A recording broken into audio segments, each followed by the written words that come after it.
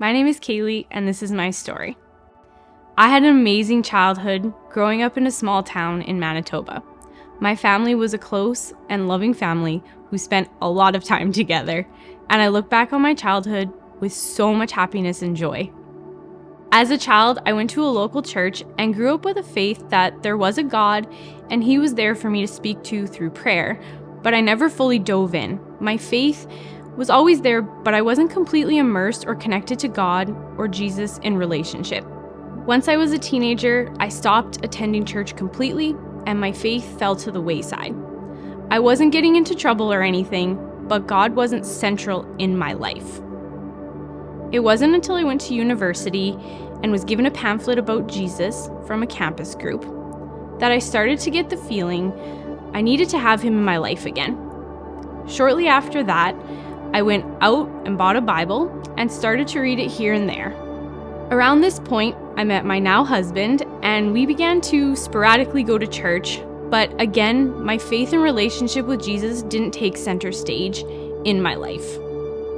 Looking back, I remember clearly the days that I finally began to recognize God's presence and a relationship began to grow as I accepted Him into my heart and my life completely.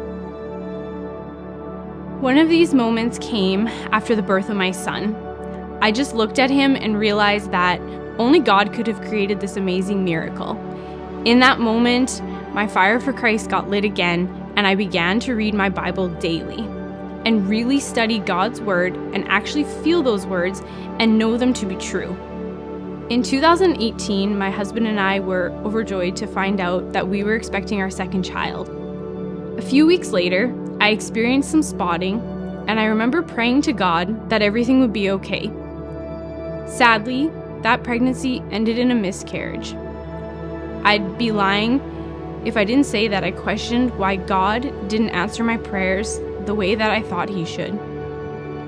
But after continuing to pray and read His Word, I again really felt His presence around me, reassuring me that He had a plan for my life. And He was so right. In 2019, we welcomed our daughter, and she completed our family in the most perfect way. Throughout my whole life, I've always had this faith and this knowledge that God was there. However, I hesitated to take the next steps of surrender and submission to God.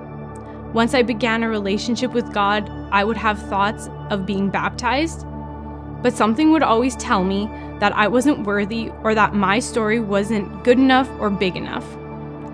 This all changed for me when a few months ago, after praying about baptism for a long time, I finally felt like God was telling me that my story needs to be heard. God has always been there for me, and He was just waiting for me to take that next step and submit my life over to Him. And when I came to this decision, I just felt so much clarity, not only around that choice, but my entire life.